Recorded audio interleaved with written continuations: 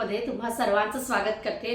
खूप दिवसांनी किचनमधून व्लॉग येतोय, म्हणजे व्लॉगच फार दिवसांनी येत आहेत असं होतंय। खूप गॅप होतोय, कारण सुद्धा बरीच आहेत, सर्व बऱ्याच गोष्टी चालू आहेत त्यामुळे।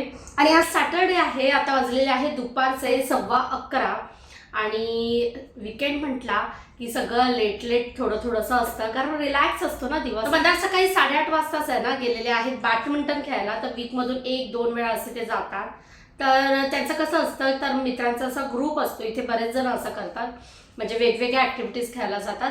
तर बंदार त्यापैकी बॅडमिंटनला जातात। तर आपल्या मित्रांचा ग्रुप असतो ना, ते ॲडव्हान्समध्ये बॅडमिंटन कोर्ट वगैरे असं बुक करतात। काही नॉमिनल चार्जेस असतात, मला आयडिया नाही एवढी, पण असेल काय 50-60 दिराम पर आवर 2 आवर्ससाठी वगैरे, आणि मग खेळायला जातात। त्याच्यामुळे काय होतं, जे पण जिम नाही करत ना, पण अशा स्पोर्ट्स ॲक्टिव्हिटीजमुळे थोडंसं एक्सरसाइज होते, तर ते इम्पॉर्टंट आहे खूप। तर आता वीकेंडला माझं कसं असतं माहिती आहे रुटीन, तर सकाळी आहे ना नाश्ता वगैरे लेट झालेला असतो, त्याच्यामुळे दुपारी फार जास्त भूक नसते। मग त्यावेळी आहे ना मी असं काहीतरी लाईट असं बनवते, एकदम लाईट आणि स्नॅक्स टाईप। कधी फक्त पोहेच बनवते, कधी डोसा चटणी, कधी इडली सांबार वगैरे, असं सगळं जे असं म्हणजे पोट सुद्धा भरेल आणि थोडंसं लाईट असेल असंच बनवते, आणि झटपट होईल, कारण नाश्ता लगेचच लंच असं त्यामधला जो गॅप असतो ना तो फारच कमी असतो। आणि आजच्या लंचमध्ये जे मी बनवणार आहे ना, ते मी तुमच्यासोबत सुद्धा शेअर करणार आहे। तर आज मी बनवणार आहे इडली चटणी, आणि त्यासोबतच अवाकाडो टोस्ट सँडविच बनवणार आहे। तर 3-4 दिवसापूर्वीच आहे ना मी सर्व ग्रोसरी शॉपिंग करून आले, तर त्याच्यामध्ये एखादा अवाकाडो मी टाकते। त्याचं मी ना नॉर्मली मिल्कशेक बनवते, आणि एका अवाकाडोचंच ना जवळजवळ 3 ग्लास मिल्कशेक होतं, नाही तर मग त्याचं सँडविच बनवते। तर आज मी कसं बनवते सँडविच त्याची रेसिपी सुद्धा तुमच्यासोबत शेअर करते, आणि त्याच्यासोबतच इडलीचं बॅटर ऑलरेडी मी रेडी आणलेलं आहे, तर त्याची इडली चटणी सुद्धा बनवणार आहे। तर चला मग सुरुवात करते, कारण आता 12 वाजता क्लीनर येईल, तेपर्यंत मला बरीचशी कामं करून घ्यायची आहेत, म्हणजे खालचं सगळं फ्लोरिंग क्लीन झालं ना, मग पुन्हा काय पडायला नको। तर त्याआधी इथे आहे ना मी आर्विकसाठी पहिल्यांदा ऑरेंज क्लीन करून देते त्याला खायला। असे छोटे छोटे मस्त एवढे गोड असतात ना हे ऑरेंजेस, आणि त्याच्यामध्ये अजिबात सीड्स नसतात, खूप गोड असतात, त्याच्यामुळे ना मुलांना द्यायला खूप इझी पडतात। मग टिफिनला सुद्धा ना सकाळी पटकन एक पील करून दिला ना, म्हणजे टेन्शन नसतं त्यातली सीड्स चुकून खाण्याची वगैरे, तसं तर काढतातच मुलं। तर मी अशी एक पिशवी घेते दररोज जेवण करताना, म्हणजे जे पण कांद्याचं साली वगैरे सगळं असतात ना ते याच्यामध्ये डिरेक्टली टाकायचं, म्हणजे पुन्हा कचरा आहे ना प्लॅटफॉर्मवरती जमा करावं लागत नाही। तर मी आता पहिल्यांदा इडलीचं बॅटर रेडी करून घेते, फेटून वगैरे, आणि म्हणजे एका साईडला मला इडली ठेवता येईल स्टीम करायला, आणि मग दुसऱ्या साईडला सँडविचची तयारी करता येईल म्हणून। तर इथे आहे ना इडलीचे बॅटर बरेच येतात, आधी मी घरी सुद्धा करायचे, पण आता ना वेळ नसतो, त्याच्यामुळे रेडीच आणते।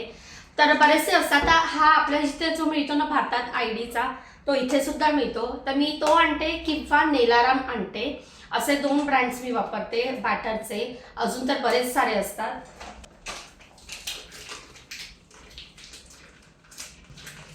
आणि आयडीचं बॅटर असतं ना ते जास्त आंबट नसतं, इतर काही मी ट्राय केल्यात ना ते जास्त आंबट असतात त्याच्यामुळे। आणि याच बॅटरपासून मी बऱ्याच गोष्टी करते, इडली डोसा तर मी बनवतेच, त्याशिवाय व्हाईट ढोकळा सुद्धा मी रेसिपी शेअर केलेली आहे, ते सुद्धा बनवते, अप्पे सुद्धा बनवते। पण हल्ली आहे ना मी अप्पे थोडे वेगळ्या प्रकारचे बनवते। तर आपली पिवळी जी मुगाची डाळ असते ना, ती एक 5 ते 6 तास दिवसभरात भिजत ठेवते, आणि मग रात्री आहे ना ती ग्राइंड करते, आणि त्यामध्ये रवा सुद्धा टाकते। म्हणजे जर आता 1 कप मुगाची डाळ आहे तर मग पाव कप रवा या प्रपोर्शनमध्ये, आणि रात्रभर आहे ना ते भिजू देते, आणि मग सकाळी त्याच्यामध्ये जे पण आपल्याला टाकायचे, कांदा, टोमॅटो, मिरची, कोथिंबीर असं सर्व घालून आहे ना मस्त अप्पे करते। थोडंसं नावाला इनो घालायचं त्यामध्ये, इतके छान आणि क्रिस्पी होतात त्यामध्ये रवा असल्यामुळे, आणि हेल्दी तर असतातच, कारण संपूर्ण मुगाची डाळ असते पिवळ्या रंगाची, त्यामुळे मस्त होते। आधी मी मिक्स डाळीचे वगैरे सुद्धा अप्पे करायचे, पण हल्ली हे इन्स्टंट असे करते, तर कधीतरी बनवीन ना तर तुमच्यासोबत सुद्धा शेअर करेन। तर आता बॅटरमध्ये आहे ना मीठ घालून घेते, आणि तेपर्यंत इडलीचं जे कुकर आहे ते ठेवते, म्हणजे कसं तेपर्यंत मीठ आहे ना ह्याच्यामध्ये मेल्ट होईल व्यवस्थित। फेटून घेते,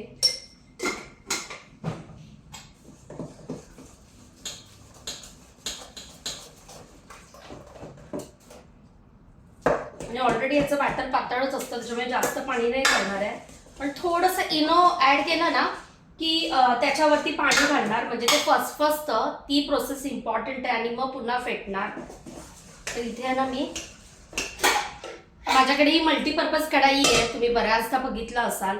ज्यावेळी मी UAE आले आणि एकदम सिलेक्टेड भांडी आणली होती त्यावेळी ह्याच्यातच मी पीठ मळायचे बऱ्याच गोष्टींसाठी. सगळ्यात मोठं भांडं हेच होतं माझ्याकडे पहिला, आणि आता तर भरपूर भांडी आहेत. आणि ही नावाप्रमाणे मल्टीपर्पजच युजफुल आहे, खरंच खूप यूज होतं त्याच्यामध्ये. म्हणजे मी जेव्हा आले तेव्हा पीठ मळणं, कधी बिर्याणी करणं, अशा बऱ्याच गोष्टी मी याच्यामध्येच करायची. आता माझ्याकडे खूप भांडी आहेत त्याच्यामुळे तो प्रश्न येत नाही. मोठे मोठे पॉट आहेत त्याच्यामुळे सगळ्याला सेग्रिगेट केलेलं आहे. दोन्ही ट्रेला आहे ना आता ऑइलिंग करून घेते. बऱ्याच जणांना इडली चटणी खूप आवडते, मला फार जास्त नाही आवडत, कधीतरी खायला नक्कीच आवडते. इडलीसाठी मी सांबार सुद्धा बनवते. आज मी फक्त चटणी बनवणार आहे, सांबार सुद्धा बनवते. तर कसा करते माहिती आहे, कधीतरी आपल्याकडे डाळ राहिलेली असते आदल्या दिवशीची किंवा थोडीशी डाळ, मग तिन्ही डाळी आपल्या मूग, मसूर आणि तूर मिक्स अशा कुकरला लावायच्या अगदी थोड्याशा प्रमाणामध्ये, कारण सांबारची कन्सिस्टन्सी एकदम पातळ पाहिजे असते. आणि मस्त कुकरला आहे ना शिट्यांनी शिजवून घेतली की फोडणी द्यायची. राई, जिरे, कढीपत्ता, कांदा, टोमॅटो आणि आपला घरगुती मसाला, सांबार मसाला असं सर्व घालायचं आणि मस्त घोटलेली डाळ घालायची, पातळ करायची, त्यामध्ये साखर घालायची. इतका मस्त सांबार होतो ना. बरेच जण या मेथडने करत सुद्धा असतील. इनो घालण्याआधी ना थोडंसं बॅटर काढून ठेवते, कारण उद्या आहे ना नाश्त्याला सकाळी डोसे होतील, तेवढं बॅटर काढून ठेवते. कारण इडली आता सँडविच सुद्धा आहे, तर एवढ्या इडल्या काही खाल्ल्या जाणार नाही. 2 ट्रे मी लावणार आहे, म्हणजे 2 ट्रेमध्ये ना 14 इडल्या होऊन जातात. त्या आत्तासाठी इनफ होऊन जातील आणि एवढं मग उद्या व्हरायटी खाता येईल ना. त्याच इडल्या एक्स्ट्रा राहतील, उरतील, त्या सुद्धा खाण्यापेक्षा मस्त गरम गरम डोसे केलेल्या की चहासोबत आम्हाला सर्वांना आवडतात. म्हणून इनो घालण्याआधी आहे ना तेवढं बॅटर मी कमी करून घेतलं. आणि यामध्ये आता मी घालते इनो. त्यावर असं पाणी घातलं ना की ते असं फसफसतं. किती क्लिअर दिसतंय मला माहित नाही. आणि मग मिक्स करायचं.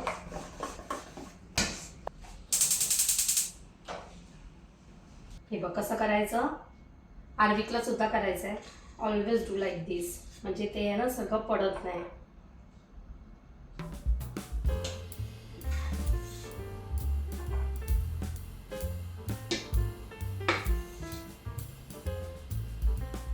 काय काय टाकलं मम्माने इडली बॅटरमध्ये? सॉल्ट टाकलं, छान डायल्यूट केलं. त्यानंतर मग थोडासा इनो टाकला to make a spongy idli. बनवणार हो. आणि सँडविच पण. हो, अवाकाडो टोस्ट सँडविच करते. थांब, सोड. आता मी स्वतः करू. नको, आता मी एकटी करते.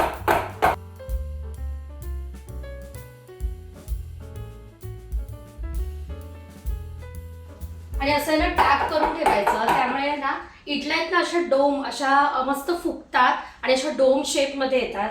जर असं व्यवस्थित आपण आहे ना ठेवताना आहे ना टॅप केलं 3-4 वेळा तर आता मीडियम फ्लेमवरती मस्त 15 मिनिटं ठेवून देते. एका साईडला इडली होते तेपर्यंत सँडविचची तयारी करून घेते. तिथे मधात मला चटणीसाठी नारळ फोडून देत आहेत आणि नारळ पाणी पिण्यासाठी तर मुलगा रेडीच असतो. तर इथे ना मी आता अवाकाडो सँडविच बनवण्यासाठी ना काय काय चॉप करून घेतलं. तर एकीकडे ना इथे मस्त इडल्या झालेल्या आहेत तेपर्यंत. जस्ट गॅस बंद केला, अशा मस्त फुगलेल्या आहेत. आणि ते सँडविचसाठी इथे मी एक मीडियम आकाराचा कांदा चॉप करून घेतलेला आहे. टोमॅटो, मी आज कॉर्न सुद्धा घालणार आहे. बारीक चिरलेली कोथिंबीर, 2 मिरच्या घेतलेल्या आहेत आणि लिंबू आणि ब्लॅक पेपर पावडर, त्याचबरोबर सॉल्ट लागेल. आणि इथे ना हे चीज स्प्रेड आहे, मेयोनीज सारखं आहे हे, तर ते मी यूज करणार आहे ब्रेडला लावण्यासाठी. कारण अवोकाडोची टेस्ट एवढी म्हणजे अशी काही नसते, त्याच्यामुळे थोडीशी एनहान्स करण्यासाठी हे स्प्रेड करणार आहे ब्रेडला मी. आणि आता मी अवोकाडो पहिल्यांदाच धुवून घेते, मग यूज करते.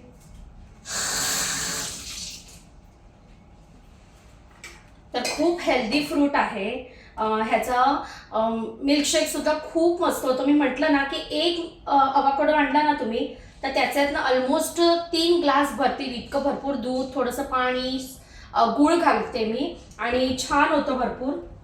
आणि आहे ना यातला पूर्ण गर आहे ना काढून घेते.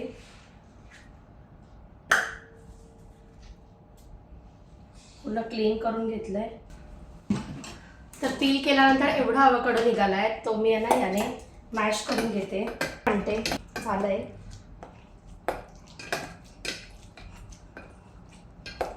आता पूर्ण एवढा मॅश करून घेतलेला आहे. यामध्ये हे सर्व घालते. कांदा घातलेला आहे, टोमॅटो, कॉर्न, कोरिएंडर, मिरची मी नंतर घालते. आगीसाठी थोडंसं साईडला काढते हे मिश्रण आणि मग मिरची घालते. यात लिंबू पिळते. या व्यतिरिक्त मी चिली मिली सँडविच बनवते घरी सर्व व्हेजिटेबल्स टाकून, गाजर, बीट, कॅप्सिकम वगैरे. त्या रेसिपीचा ब्लॉग माझ्या चॅनलवर ऑलरेडी आहे बऱ्याच महिन्यांपूर्वी, तर तो नक्की पाहू शकता तुम्ही. यामध्ये घालते थोडीशी black pepper powder,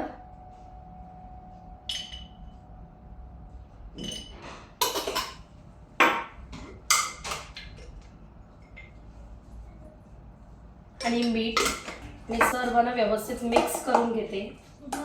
good morning. पहिल्यांदा आर्विकसाठी एक रेडी करून घेते, मग त्यामध्ये मला मिरची घालायची आहे. म्हणजे सँडविचमध्ये आपण जे स्टफिंग करतो त्याने ब्रेड ओले झाले नाही पाहिजेत, त्याच्यामुळे हे सुद्धा एक लेयर येतो आणि टेस्ट सुद्धा एनहान्स होते त्याच्यामुळे. कारण अवाकडोला खूप जास्त अशी काही टेस्ट नसते स्वतःची.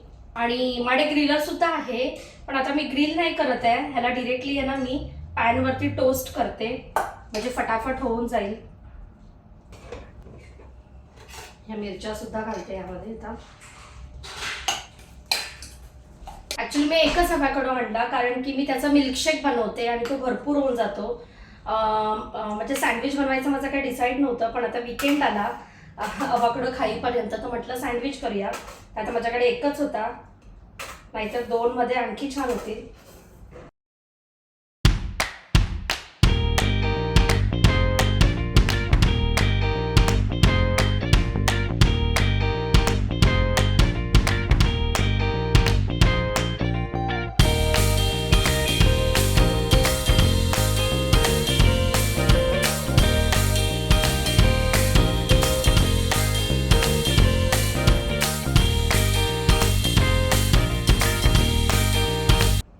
तर आता इडलीसाठी चटणी बनवण्यासाठी ओलं खोबरं घेतलेलं आहे, त्याच्यानंतर कोथिंबीर, कढीपत्ता, मिरची आणि मीठ घातलेलं आहे. आता ग्राइंड करून घेते आणि मग फोडणी देते.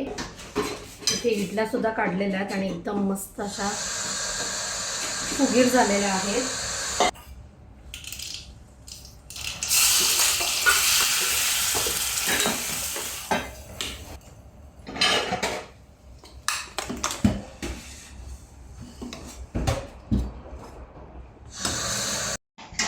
तर आता आर्वीचं ताट तर रेडी केलेलं आहे आणि ते आमचं सुद्धा करते.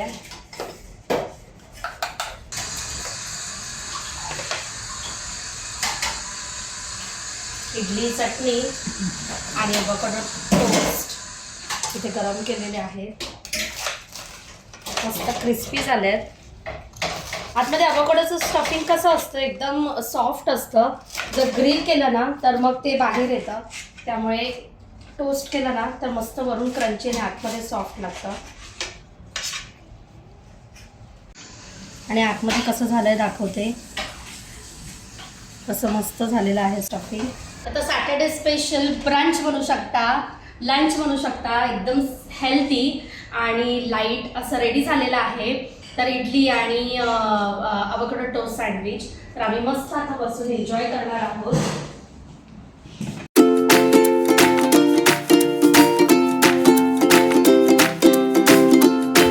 एन्जॉय करू आणि तुम्ही सुद्धा या आमच्यासोबत आजचं ब्रंच लंच एन्जॉय करायला. तर कसा वाटला आजचा स्वीट अँड शॉर्ट व्हिडिओ मस्त एक रेसिपी अवोकाडो टोस्ट सँडविचची मी कशी बनवते ते तुमच्यासोबत शेअर केलं. आय होप तुम्हाला आजचा ब्लॉग आवडला असेल तर व्हिडिओ लाईक शेअर सबस्क्राईब करा. पुन्हा भेटू नवीन ब्लॉगमध्ये. तेपर्यंत सर्वांनी आपली काळजी घ्या. बाय.